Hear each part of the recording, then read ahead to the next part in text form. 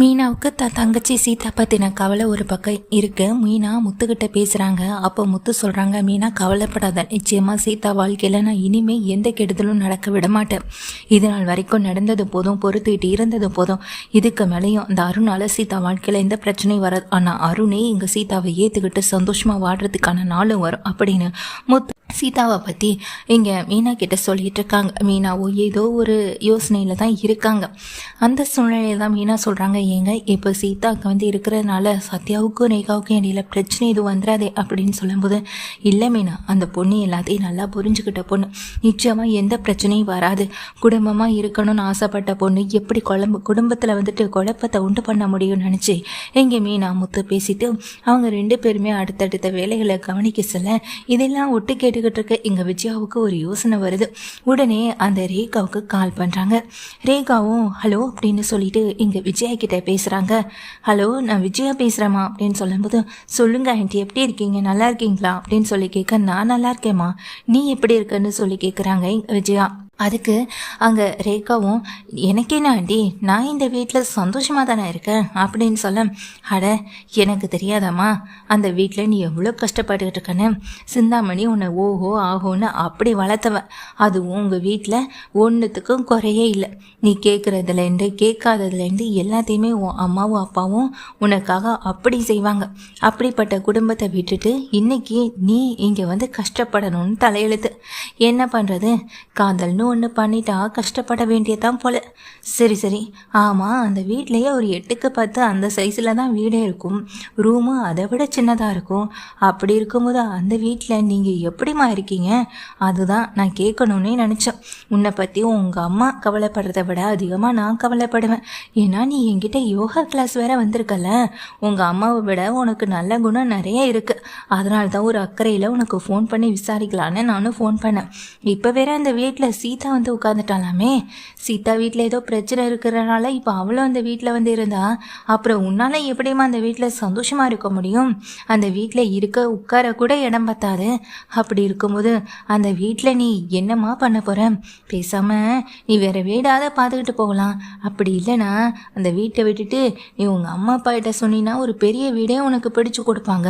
உங்கள் அம்மாக்கெல்லாம் என்ன சொல்லியா கொடுக்கணும் அடுத்தவங்க வீடை பிடுங்கி கொடுக்கறதுக்கு அப்படின்னு சொல்ல, பேசி முடிச்சிட்டிங்களாண்டி அப்படின்னு கேட்குறாங்க.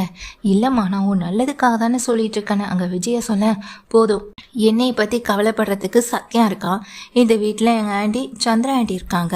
அது போக முத்து அண்ணன், மீனாக்கா, இப்படி எல்லாருமே எனக்காக இருக்காங்க. அவங்க எல்லாரும் எனக்காக இருக்கிறதும் அவங்க எனக்காக பேசுகிறதும் இது எல்லாம் போதும். அட்வைஸுன்ற பேரில் நீங்கள் கொடுக்குற இந்த விஷயத்தெல்லாம் கேட்டுக்கிட்டு அமைதியாக இருப்பேன்னு மட்டும் நினைக்காதீங்க. நீங்கள் பேசுகிறத கேட்டுக்கிட்டு அந்த வீட்டில் மீனாக்கா வேணால் அமைதியாக இருக்கலாம். இங்கே பாருங்கள், நான் நல்லா இருக்கணும்னு நினச்சிங்கன்னா நீங்கள் இந்த மாதிரி ஃபோன்லாம் பண்ணி பேசணுன்ற அவசியமே இல்லை. வார்த்தைகளால் சொல்கிறத விட்டுட்டு செயலில் செய்கிறவங்க தான் என்றைக்குமே உயர்ந்தவங்களாக எனக்கு தெரியுறாங்க. அப்படி இருக்கும்போது உங்கள் வார்த்தைகள்லாம் கேட்டுக்கிட்டு நான் வீட்டில் பிரச்சனை பண்ணுவேன்னு மட்டும் நினைக்காதீங்க. உங்களுக்கு அதனால தானே சந்தோஷம் இருக்கும். எனக்கு எங்கள் அம்மாவுக்கும் உங்களுக்கும் எந்த வித்தியாசமுமே இல்லை ஆண்டி. சொல்லப்போனால் நீங்கள் 2 பேருமே ஒரே மாதிரி தான் இருக்கீங்க. மற்றவங்க சந்தோஷத்தை கெடுக்கணுன்றதுக்கு என்னெல்லாம் பண்ணணுமோ அது எல்லாத்தையுமே தெளிவாக அழகாக பண்ணுவீங்க. உங்களுக்கும் எங்கள் அம்மாவுக்கும் எந்த வித்தியாசமும் கிடையாது. ஃபோனை வைங்க அப்படின்னு சொல்லிட்டு இங்கே டக்குன்னு ஃபோனை வச்ச உடனேயே விஜயாவுக்கு முகத்தில் அடித்த மாதிரி ஆகிடுது. யார் அப்படின்னு அங்கே சத்யா கேட்குறாங்க. யாரும் இல்லை சத்யா, விடு அப்படின்னு சொல்லிட்டு இதுக்கு மேலே இந்த விஷயத்தை பற்றி சொல்லாமல் அந்த இடத்த விட்டு நகர்ந்து போதான் செய்கிறாங்க ரேகாவும். இங்கே விஜயாவுக்கு பயங்கர ஒரு டென்ஷன் ஆகிடுது. எவ்வளோ ஒரு திமிரு இருக்கும். அந்த வீட்டுக்கு போனதுமே அந்த வீட்டில் இருக்கவங்களுடைய திமிரு இவளுக்கு ஒட்டிடுச்சு போல அப்படின்னு இங்கே விஜயா நினச்சிட்டு இருக்காங்க. சரி, இதுக்கு மேலே நாம் இதுக்கு அதை பற்றி யோசிச்சுக்கிட்டு அப்படி நினச்சிக்கிட்டே எங்கள் விஜய் என்ன பண்ணுறாங்க, மனோஜுடைய ஷோரூமுக்கு போகணும் அப்படின்னு சொல்லிட்டு கிளம்புறாங்க.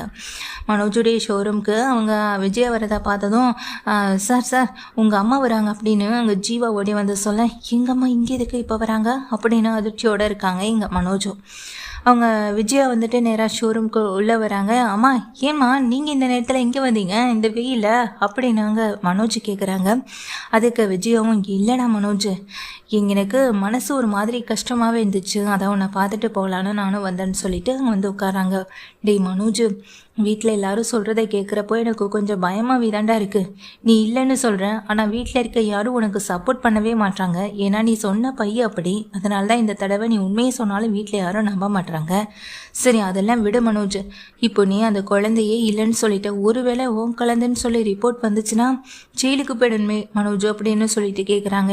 உன் அம்மா அப்பெல்லாம் எதுவும் நடக்காது, நீங்கள் எதுக்கு பழசையும் எல்லாத்தையும் யோசிச்சு எப்படி நீங்கள் மைண்டை போட்டு டிஸ்டர்ப் பண்ணிகிட்ருக்கீங்க, விடுங்க அப்படின்னு அங்கே மனோஜ் சொல்ல, நீ சாதாரணமாக இருந்துடுவாடா, ஆனால் என்னால் அப்படி இருக்க முடியாதுன்னு விஜயா சொல்கிறாங்க. ஆனால் விஜயாவுக்கு இங்கே மனோஜ் ஆறுதலாக இருக்காங்க. மனோஜ் வந்துட்டு ரொம்பவே அவங்க மனசை வந்துட்டு தேத்துற விதத்தில் தான் பேசவும் செய்கிறாங்க. ஆனாலும் அவங்க நின்றுக்கிட்டு அந்த சந்தோஷமும் கூட இருக்குது. அந்த ஜீவமும் ஒருத்தர் மாற்றி ஒருத்தர் பார்த்தியா இப்படிலாம் பொய் சொல்லி ஏமாத்துறான் பாரு, பொய் சொல்கிறதுக்கு பாஸ்கர்னை சொல்லியா கொடுக்கணும்னு அங்கே ஜீவா சொல்லிகிட்ருக்காங்க. சரி நீ ஷோரூமில் இருக்க வேலையை பாரு, அப்புறம் இந்த விஷயத்தை பற்றி கொஞ்சம் யோசிச்சு முடிவெடுக்கணும். திடீர் எடுத்தோம் கவுத்தோன்னு நம்ம இந்த விஷயத்தில் முடிவெடுத்தோம், அப்புறம் நீ தானே ஜெயிலுக்கு போய் கம்மி பண்ண வேண்டியிருக்கும். இப்போவே உனக்கு பொண்ணு கொடுக்க பல இடங்களில் யோசிக்கிறாங்க. இந்த விஷயம் மட்டும் வெளியே தெரிஞ்சிச்சுன்னா அதுக்கப்புறம் பொண்ணே உனக்கு வாழ்க்கையில் அமையவே அமையாதுடா அப்படின்னு மனோஜை பார்த்து திட்டிட்டு விஜயா இங்கேருந்து கிளம்பி போய்ட்றாங்க. மனோஜ் அப்படியே உடஞ்சி போய் உட்காடுறாங்க. பாஸ், இதுக்கு மேலேயும் நீங்கள் உண்மையை மறைக்கிறது ரொம்ப பெரிய தப்பு அப்படின்னு சொல்ல, மனோஜ் நீ பண்ண விஷயம் எல்லாருக்குமே தெரியும், அதை தாண்டி எதுக்காக இந்த குழந்தை விஷயத்தில் நீ மறைச்சிட்டு இருக்கன்னு தான் எனக்கு புரியவே இல்லை. குழந்தை வந்த நேரம் அதுவும் உன் வாழ்க்கையில் ஒரு ஜாக்பாட் அடிக்குதான்னு பார்க்கலாம் அப்படின்னு சொல்லிட்டு அங்கே சந்தோஷம் சொல்ல, இதை கேட்டால் மனோஜுக்கு இன்னும் யோசனையாகவே தான் இருக்கு. வீட்டுக்கு போன விஜயா அங்கே பேக்கெல்லாம் தூக்கி வீசிட்டு அமைதியாக உட்காந்து தன் பையன் வாழ்க்கையை பற்றி யோசனை பண்ணிகிட்டு இருக்கும்போது தான் முத்துவும் மீனாவும் ரொம்ப சந்தோஷமாக வீட்டுக்கு வராங்க. இந்த வீட்டில் 1000 பிரச்சனைகள் இருந்தாலும் இதுங்க முகத்தில் சந்தோஷத்துக்கு மட்டும் குறைவே இல்லாமல் இருக்குன்னு மனசுக்குள்ளே வைத்தறிச்சல் பட்டுக்கிட்டு எங்கள் விஜயா உட்காந்துருக்கும் போது அண்ணாமலை ஹாலில் உட்காந்துருக்காங்க. அப்போ முத்துவும் மீனாவும் உள்ளே வரவங்க, அப்பா எங்களை ஆசீர்வாதம் பண்ணுங்கன்னு அவங்க 2 பேர் காலைல விழுக, என்னாச்சு இதுங்க 2 வந்த வேகத்துக்கு கீழே விழுந்து ஆசீர்வாதம் வேற வாங்குதுங்க அப்படின்னு நினச்சிக்கிட்டு இங்கே முத்து மீனா 2 பேரையும் பார்க்குறாங்க. எங்கள் அண்ணாமலை அப்போ தான் விஜயாவும் யோசிக்கிறாங்க, என்னாச்சுரா அப்படின்னு அங்கே அண்ணாமலை கேட்க, அப்பா புதுசாக ஒரு விஷயம் இங்கே மீனாவுக்கு நடந்திருக்குப்பான்னு சொல்லும்போது, என்ன நடந்திருக்கு? அடியே அன்னைக்கு வயிறு வலின்னு சொல்லிட்டு ஹாஸ்பிட்டல் போனியே, இன்னைக்கு ஏதாவது உண்டாயிட்டியா அப்படின்னு கேட்க, ஏன் விஜயா உனக்கு இதை தவிர்த்து வேற யோசனையே இருக்காதா? உன் பையனை பற்றி மட்டும் யோசி, அவனுக்கு இருக்க பிரச்சனையை எப்படி தீர்க்கலான்னு யோசி, அதை விட்டுட்டு மற்றவங்க வாழ்க்கையில் என்ன நடக்குது அதுக்கு ஏதாவது பிரச்சனை பண்ணலாமான்னு மட்டும் யோசனை பண்ணிக்கிட்டே இருக்காத அப்படி நாங்கள் அண்ணாமலை சொல்ல, அட விடுங்கப்பா, ஆமாம் எப்போதும் இப்படித்தானே, அவங்கள இப்போ நிலை எப்போதுமே மாற்ற முடியாது அப்படின்னு அங்கே முத்துவும் சொல்கிறாங்க. இங்கே விஜயா வந்துட்டு ஒரு கோவத்தோடய நின்றுட்டு இருக்காங்க. ஸ்ருதியும் ரவியும் வராங்க. நீங்கள் ஃபோன் பண்ணி விஷயத்த சொன்னதுமே எனக்கு அவ்வளோ சந்தோஷமாயிடுச்சு மீனா, இதெல்லாம் கேட்கும்போது உண்மையிலே உங்களுடைய வளர்ச்சி எனக்கு ரொம்ப ரொம்ப பெருமிதத்தையும் சந்தோஷத்தையும் கொடுக்குது. எங்களுடைய ரோல் மாடலே நீங்கள் 2 பேர் தான் அப்படின்னு அங்கே ஸ்ருதியும் ரவியும் சொல்ல, ரோல் மாடலா? டே ரவி, இவனை நீ ரோல் மாடலாக எடுத்துக்கிட்டா தினமும் குடிச்சிட்டு தான் தெரியணும், அதுக்கப்புறம் ஸ்ருதிக்கும் உனக்கும் தான் பிரச்சனை வரும்னு சொல்ல, ஆண்டி முத்து இப்போல்லாம் எதையுமே சாப்பிட்றதில்ல, ட்ரிங்க்ஸ் பண்ணுறது கூட கிடையாது, அவர் அதிகமாக அவருடைய வேலையில் மட்டும்தான் கான்சன்ட்ரேட் பண்ணவும் செய்கிறாரு. நீங்கள் சொல்கிற மாதிரி முத்து குடிச்சிட்டு வீட்டு பொறுப்பு இல்லாமல் இருந்திருந்தாருன்னா இன்னைக்கு நீங்களோ நானோ இல்லை அங்களோ இந்த வீட்டில் இருந்திருக்க முடியாது. அதை முதல்ல யோசிச்சு பாருங்க. ஒருத்தவங்க செஞ்ச உதவியை மறந்துட்டு பேசுறது ரொம்ப தப்பு. 38 லட்சம் ரூபா உங்கள் பையன் கடன் வாங்கி ஏமாத்துவார். அந்த கடனுக்கும் தனக்கும் சம்மந்தமே இல்லாத மாதிரி இந்த வீட்டில் இருப்பார்.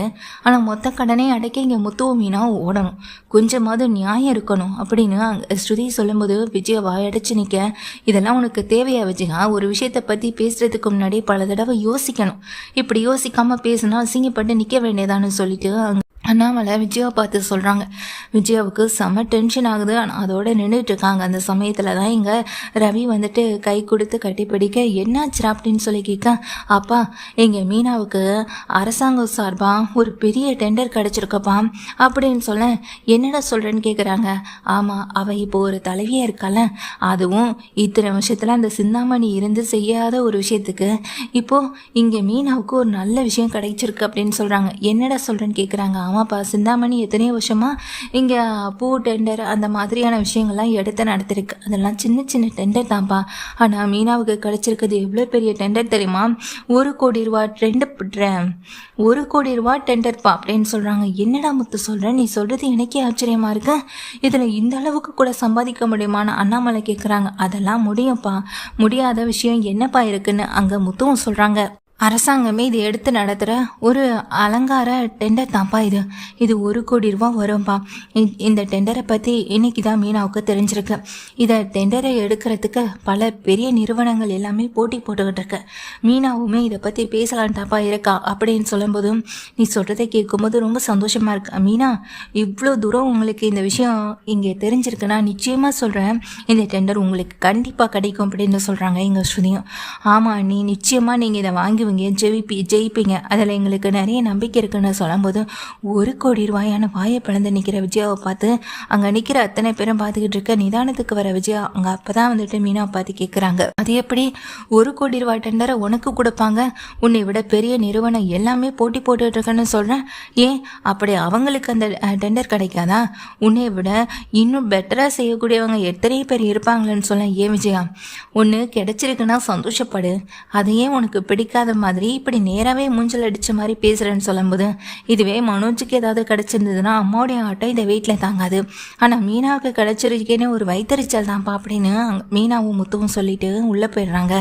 விஜயாவுக்கு ரொம்ப வைத்தறிச்சலாக தான் இருக்குது, ஏற்றுக்கவே முடியாத ஒரு வைத்தறிச்சலாக தான் இருக்குது. அந்த நேரத்தில் தான் மனோஜ் வீட்டுக்கு வராங்க. மனோஜுக்கிட்ட இந்த விஷயத்தை பற்றி சொன்னதுமே, என்னம்மா சொல்கிறீங்க, 1,00,00,000 ரூபாய் டெண்டரா அப்படின்னு சொல்லி கேட்குறாங்க. டேய் ஆமாண்டா, இப்போ தாண்டா ரெண்டும் இந்த வீட்டில் சொல்லி சிரித்து சந்தோஷப்பட்டுட்டு போச்சுங்க. அதுவும் அதுங்களுக்கு இந்த வீட்டில் சப்போர்ட் வேற. ஏண்டா உனக்கு இப்படி எதுவும் கிடைக்க மாட்டுது? நீயும் அவனை விட நல்லா படித்த, நிறைய டிகிரி படித்த, உன்னை நான் அவ்வளோ பணம் கட்டி படிக்க வச்சேன், நீயும் நல்லா தான் வேலை பார்க்க ஆரம்பித்தேன். ஆனால் உன்னால் ஒரு மாதத்துக்கு 2,00,000 ரூபா கூட முழுசாக எடுக்க முடிய மாட்டேங்குதேடா. இதில் 1000 கடன் வேற. எப்படிரா உன்னுடைய இந்த ஷோரூமை பெருசுப்படுத்துறதுக்கு விரிவுபடுத்துறதுக்குன்னு எந்த முயற்சியும் எடுக்காமல் அப்படியே இருக்க? அப்படி இருக்கப்போ எப்படிரா இதெல்லாம் சரியாக இருக்கும்? இதில் ஆஃபீஸ் வேற, தனியாக ஆஃபீஸ்க்கு வேற 10 லட்சம் பணத்தை கட்டி அதை தனியாக வேற இங்கே ரன் பண்ணிக்கிட்டு இருக்கேன். ஏண்டா ஒன்றுமே ஓடாத இந்த ஷோரூமுக்கு ஆஃபீஸ் வேற ஒரு கேடா அப்படின்னு சொல்லிட்டு இங்கே திட்டமும் செய்கிறாங்க. அம்மா என்னம்மா நீயே என் மேலே நம்பிக்கை இல்லாமல் இப்படி பேசினா எப்படிம்மா? போக போக இதை வந்து எனக்கு கிடைக்குமா அப்படின்னு சொல்லும்போது, டேய் இந்த படிக்காத முத்துவும் மீனாவும் உன்னை விட வாழ்க்கையில் முன்னேறிடக்கூடாதுன்னு தான் நான் நினச்சிட்ருக்கேன். இப்போ 1,00,00,000 ரூபா டெண்டர் ஒருவேளை இந்த மீனாவுக்கு கிடச்சிருச்சுன்னா அவள் கோடீஸ்வரி ஆகிடுவான். அப்படி அவள் கோடீஸ்வரி ஆகிட்டானா இந்த வீட்டில் உன்னையும் என்னையும் நினச்சி பாரு, உன்னோட நிலைமையை என்னோட நிலைமையை இந்த வீட்டில் எப்படி இருக்குன்னு நினச்சி பாருன்னு சொல்கிறாங்க. மனோஜ் யோசிக்கிறாங்க. இப்போ என்னம்மா பண்ணுறதுன்னு சொல்லி கேட்க, பெரிய பெரிய நிறுவனம்லாம் அந்த டெண்டருக்கு போட்டி போடுறாங்கன்னு சொல்கிறாங்கல்ல, அப்படி எந்த நிறுவனம் எப்படி எங்கே போட்டி போடுறாங்கன்னு சொல்லி கேளு, அவங்க கிட்ட பேசு. இந்த மீனோடைய டெண்டர் மீனாவுக்கு கிடைக்கக்கூடாது, அதுக்கு நீங்கள் என்ன பண்ணணுமோ அது எல்லாத்தையும் பண்ணுங்கன்னு சொல்லி ஏதாவது ஒன்று பண்ணிடா அப்படின்னு சொல்கிறாங்க. சரிம்மா நான் பார்க்குறேன்னு சொல்லிட்டு ஆன்லைனில் செக் பண்ணுறாங்க. ஆன்லைனில் செக் பண்ண போது தான் அந்த டெண்டருக்காக இங்கே எத்தனை பேர் வந்துட்டு அவங்கக்கிட்ட ப்ரப்போசல் கொடுத்துருக்காங்க அப்படின்றது வந்துட்டு தெரிய வருது. இதை பார்த்துட்டு அவங்களுடைய டீட்டெயில்ஸ் எல்லாம் கலெக்ட் பண்ணிவிட்டு அவங்கக்கிட்ட பேசணும் அப்படின்னு சொல்லிட்டு கால் பண்ணுறாங்க மனோஜும். சார் என் பேர் மனோஜ், நான் ஷோரூம் வச்சுருக்கேன், உங்களுடைய டெண்டர் பற்றி நானும் பார்த்தேன் சார். இந்த டெண்டரில் மீனான்ற ஒரு பொண்ணு அந்த டெண்டர் எடுக்கணும்னு சொல்லி முயற்சி பண்ணிகிட்டு இருக்காங்க. சாதாரண பொண்ணுன்னு எடை போட்டுறாதீங்க, ஆனால் அந்த பொண்ணு நினச்சா அந்த டெண்டரே எடுத்துடலாம். அதனால தான் சார் சொல்கிறேன், ஏதாவது ஒன்று பண்ணி அந்த டெண்டரை நீங்கள் வாங்கிடுங்க. ஏன்னா நீங்கள் இதுக்கு முன்னாடி நடந்த பழைய டெண்டர் நிறைய டெண்டர்லாம் நீங்கள் தான் எடுத்திருக்கீங்கன்னு நான் கேள்விப்பட்டேன். அதனால தான் சார் இருந்த குரூப்லேருந்து உங்களுக்கு நான் கால் பண்ணேன் அப்படின்னு சொல்லும்போது, நான் பார்த்துக்கிறேன்ப்பா அப்படின்னு சொல்லிட்டு அவங்களும் சொல்கிறாங்க. யார் என்னன்னு கேட்குறாங்க. ஆனால் மனோஜ் தன்னை பற்றின டீட்டெயில்ஸை வந்துட்டு கொடுக்க விரும்பலை. அதுக்கப்புறமா அவங்க கால் கட் பண்ணதுக்கு பிறகு இந்த விஷயத்தை வந்துட்டு மனோஜ் விஜயா கிட்ட சொல்ல, விஜயாவுக்கு இதை கேட்டோடனே பயங்கர சந்தோஷமாக இருக்குது. உண்மையிலேயே நீ சொன்னது மட்டும் நடந்துச்சுன்னா இந்த வீட்டில் இந்த மீனாவுடைய கையும் முத்துவுடைய கையும் ஓங்கக்கூடாதுடா அப்படின்னு விஜயா சொல்லிகிட்டு இருக்காங்க. விஜயா சொன்னது போல் இங்கே மனோஜ் வந்துட்டு ரொம்ப சந்தோஷமாக இருக்காங்க. இங்கே முத்து மீனாவுக்கு அப்படிப்பட்ட ஒரு ஆப்பர்ச்சுனிட்டி கிடைக்கக்கூடாது அப்படின்ற ஒரு எண்ணத்தினால. மனோஜ் பேசினதுக்கு பிறகு அந்த தொழிலதிபரும் வந்துட்டு அந்த மீனாவை தோற்கடிக்கணும் அப்படின்ற ஒரு எண்ணத்தில் தான் இருக்கார். ஆனால் டெண்டரை சமர்ப்பிக்கணும் அப்படின்ற ஒரு டெண்டர் அதாவது டெண்டரை சமர்ப்பிக்கணும் அப்படின்ற ஒரு நாளைக்கு முன்னாடி தான் மீனா தன்னுடைய பூ விவசாயிகள், பெண்கள் சுய உதவி குழுக்கள், ஏழை தொழிலாளர்கள் இவங்களுக்காக இந்த 1 கோடி ரூபாய் திட்டத்தை எப்படி பயன்படுத்த போகிறேன் அப்படின்றத பற்றி அதிகாரிகள் கிட்ட விளக்கவும் செய்கிறாங்க. அதே சமயம் அந்த தொழிலதிபரும் மறைமுகமாக மீனாவின் ப்ரெசன்டேஷனையும் பார்த்துடுறாங்க. இந்த டெண்டர் எனக்கு மட்டும் கிடைக்கணும்னு ஆசை இல்லை, என்னை நம்பி இருக்க 500 குடும்பங்களோட வாழ்க்கை தான் முன்னேறணும் அப்படின்றதுக்காக தான் நான் இந்த முயற்சி எடுக்கிறேன் அப்படின்னு அவங்களும் சொல்ல, அதை கேட்ட அந்த தொழிலதிபருடைய மனமும் மாறுது. இது போல் நமக்கு 1000 டெண்டர் கிடைக்கலாம், ஏன்னா நான் இதை விட பெரிய பெரிய டெண்டர்லாம் எடுத்து எத்தனையோ பேருக்கு வந்துட்டு நான் லைஃப் கொடுத்துருக்கேன். ஆனால் இந்த பொண்ணுக்கு கிடைக்கிறது இது ஒரே ஒரு டெண்டர் தான். இந்த வாழ்க்கை அவங்களுடைய இந்த டெண்டர் வாழ்க்கை வந்துட்டு இவங்களோட ஒட்டுமொத்த வாழ்க்கையை மாற்ற போகுதுன்னா நிச்சயமாக அதை அவளே எடுத்துக்கட்டும் அப்படின்னு அந்த தொழிலதிபர் நினைக்கிறாங்க. அதனால அந்த டெண்டர் மீனாவுக்கு போகுது. மீனா இதை கொஞ்சம் கூட எதிர்பார்க்கவே இல்லை. இத்தனை நிறுவனங்கள் போட்டி போட்ட சமயத்தில் எனக்கு மட்டும் இந்த டெண்டர் எப்படி கிடச்சிதுன்னு தெரியாமல் மீனா வியந்து போய் தான் நிற்கிறாங்க. இந்த முக்கியமான விஷயத்த வீட்டில் வந்துட்டு மீனா, முத்து இப்படி எல்லாரும் வந்துட்டு சொல்லும்போது நான் தான் அப்போவே சொன்னல, மீனா இந்த டெண்டர் உங்களுக்கு தான் கிடைக்கணும், பார்த்தீங்களா உங்களுக்கே கிடச்சிருச்சுன்னு அங்கே ஸ்ருதியும் சொல்லிட்டு இருக்காங்க. எங்கள் ஸ்வீட்லாம் கொண்டு வந்து ரவி ஊட்டி விட செய்ய இதை கேட்டுட்டு இருக்க விஜயாவுக்கும் மனோஜுக்கும் பயங்கர வைத்தறிச்சலாக இருக்குது. இவனை நம்பி ஒரு விஷயத்த செய்ய சொன்னால் இவன் எந்த விஷயத்துக்கும் லாய்க்கல அப்படின்னு விஜயா மனோஜ் பார்த்து முறைச்சிட்டு இருக்காங்க. மனோஜ் அப்போ தான் வந்துட்டு இங்கே அவருக்கு வந்துட்டு தனியாக கிளம்பி வெளியே போயிட்டுன்னு கால் பண்ணுறாங்க. சார், நான் என்ன சார் ஒன்று சொன்னேன் உங்ககிட்ட, இந்த டெண்டர் நீங்கள் எடுத்துக்கணும் அப்படின்னு தானே சார் நான் நினச்சேன். ஆனால் நீங்கள் என்னடானா இந்த டெண்டரை மீனாவுக்கே விட்டு கொடுத்துட்டீங்க போல். ஆமாம், உங்களை தாண்டி எப்படி சார் அந்த மீனாவுக்கு இந்த டெண்டர் போணுச்சு அப்படின்னு மனோஜ் கேட்குறாங்க. தோற்க வேண்டியது மீனா இல்லை, உன்னோட பொறாமை தான். நீ யாருன்னு தெரியாமல் என்கிட்ட இப்படிப்பட்ட ஒரு வார்த்தையெல்லாம் விட்டுட்டல, நான் யாருன்னு உங்ககிட்ட காட்டுறேன்னு சொல்லிட்டு ஃபோனை வைக்கிறாங்க. இவர் என்ன பேசுகிறாரு எது பேசுகிறான்னு புரியாமல் மனோஜ் இருக்கிற அந்த சமயத்தில் வீட்டில் எல்லாரும் இதை கேக் வெட்டி செலிப்ரேட் பண்ணிக்கிட்டு இருக்க அந்த சமயத்தில் தான் அந்த தொழிலதிபர் இங்கே மீனாவுடைய வீட்டுக்கு வராங்க. முத்து மீனா 2 பேருமே சந்தோஷமாக கேக் வெட்டி செலிப்ரேட் பண்ணுற போது அப்போ உள்ளே வர இங்கே அந்த தொழிலதிபரை பார்த்ததும், யார் சார் என்ன வேணும் உங்களுக்குன்னு முத்து ஓடி போய் கேட்க, புதுசாக டெண்டர் எடுத்திருக்கீங்களே அப்படின்னு சொல்லி கேட்குறாங்க. ஆமாம் சார் அப்படின்னு நாங்கள் முத்துவும் சொல்ல, அந்த டெண்டர் எனக்கு வேண்டாம், அதை மீனாவே எடுத்துக்கட்டும்னு சொன்னது நான் தான் அப்படின்னு சொல்லும்போது இதை கேட்ட முத்துவுக்கு ரொம்ப ஷாக் ஆகுது. சார் நீங்கள் அப்படின்னு சொல்லிட்டு உள்ளே கூப்பிடுறாங்க. ஆமாம் நான் தான் அப்படின்னு சொல்கிறாங்க. அதை கேட்ட உடனே, சார் நீங்கள் எனக்காக இவ்வளோ பெரிய விஷயத்த பண்ணியிருக்கீங்க அப்படின்னு சொல்லும்போது, உன்னுடைய லட்சியம் என்னென்னு நான் தெரிஞ்சுக்கிட்டனால தான்மா இதை பண்ணேன். இது மாதிரி 1000 டெண்டர் என்னால் எடுக்க முடியுமா? ஆனால் இங்கே எதிர்கால சந்ததியினருக்கு ஒரு வழிவிட்டு நிற்கிறதுல வந்துட்டு சந்தோஷம் தானம்மா, அதனால தான் நான் இதை பண்ணினேன். உனக்கு கிடைச்சதுனால இதை நீயே எடுத்துக்கணும்னு நினைக்கலையே. இந்த 1 கோடி ரூபாய் டெண்டரை யார் யாருக்கு பிரித்து கொடுக்கலாம், இதனால் எத்தனை குடும்பங்களை வாழ வைக்கலாம் அப்படின்னு நீ யோசிச்சு தானம்மா இதில் எந்த வர லாபம் 1 கோடி ரூபாயும் உனக்கு கிடைக்க போகிறதில்லன்னு தெரியும். ஆனாலும் இந்த 1 கோடி ரூபாய் இந்த டெண்டருக்காக நீ எடுத்த முயற்சியும் பார்த்தேன், அதனால் உன்னுடைய லட்சியத்தையும் நான் பார்த்தேன் அப்படின்னு சொல்லும்போது அதை கேட்ட மனோஜ் விஜய் வாயடிச்சு போய் நிற்கிறாங்க. சரி, இதான் என் ஃபேமிலி அப்படின்னு சொல்லிட்டு இன்ட்ரடியூஸ் பண்ணுறாங்க. உண்மையிலேயே உங்களை மாதிரி ஒரு நல்ல மனசு இருக்கிறவங்கள நான் இன்றைக்கி தான் முதல் தடவையாக பார்க்குறேன்னு முத்து சொல்லவும் செய்கிறாங்க. ஆமாம் சார், யாராக இருந்தாலும் போட்டி போட்டு அந்த டெண்டரை வாங்கணுன்னு தான் முயற்சி பண்ணுவாங்க அப்படின்னு சொல்லும்போது, சிந்தாமணின்ற ஒரு லேடி கூட உங்களுக்கு எதிராக தானே போட்டி போட்டாங்க சொல்லும்போது, ஆமாம் சார் அப்படின்னு சொல்கிறாங்க. அந்த அம்மா ஏதோ லஞ்சம் கொடுக்க போயிருக்கு போல், கடைசியில் வசமாக மாட்டிக்கிடுச்சுன்னு சொல்ல, என்ன சார் சொல்கிறீங்கன்னு கேட்க, ஆமாம் லஞ்சம் கொடுத்து மாட்டிக்கிட்டு, ஆனால் கையில் காலில் விழுந்து இங்கே போலீஸு அப்படி இப்படின்னு கேஸ் போக விடாமல் அந்த லேடி தப்பிச்சிடுச்சு அப்படின்னு சொல்கிறாங்க. இதை கேட்ட மீனாவும் முத்து ஒருத்தர் மாற்றி ஒருத்தர் பார்த்துக்கிட, இங்கே ஆனால் நீ லஞ்சம் கொடுக்கல, ஆனால் உண்மை என்னன்னு தெளிவாக சொன்னல, அதுதான் அவருக்கும் பிடிச்சிருக்கு. உண்மையிலேயே இந்த டெண்டரை நானே எடுக்கணும்னு போட்டி போட்டிருந்தாலும் கூட அந்த கம்பெனி அந்த டெண்டரை உங்களுக்கு தான் கொடுத்துருப்பாங்க அப்படின்னு சொல்லும்போது அதை கேட்ட உடனே மீனா முகத்தில் ஒரு சந்தோஷம் கிடைக்க தான் செய்யுது. இதை எல்லாத்தையும் பண்ணிவிட்டு எதுவுமே தெரியாது போல் எப்படி வந்து பேசிகிட்டு இருக்கான் பாருன்னு மனோஜ் நினைக்கிறாங்க. ஹாய் மனோஜ் அப்படின்னு சொல்லும்போது மனோஜுக்கு ஒரு பதட்டம் ஆகிடுது. நான் எவ்வளோ பெரிய ஆளுன்னு உனக்கு தெரியாதுன்னு சொன்னல, நான் யாருன்னு தெரிஞ்சுக்கணும்ல, தெரிஞ்சுக்கோ மனோஜ், நானே சொல்கிறேன். நான் நிறைய கம்பெனி வச்சு நடத்திட்டு இருக்கேன். நான் யாருன்னே தெரியாமல் எனக்கு கால் பண்ணி இந்த டெண்டரை எடுத்து நடத்தக்கூடாதுன்னு சொன்னல, உன்னுடைய ஷோரூமுக்கு இப்போ வர பொருட்கள் எல்லாமே என்னுடைய கம்பெனிலேருந்து தான் வருது. நான் 1-2 கம்பெனியில் ஏகப்பட்ட கம்பெனி வச்சுருக்கேன். பூ நிறுவனம், இப்போது இந்த ஷோரூமு, அது மட்டும் இல்லை இன்னும் எத்தனையோ கம்பெனி வச்சுருக்கேன். தனித்தனியாக ஒன்றையும் ஆள் வச்சு நான் பார்த்துக்கிட்டு இருக்கேன்.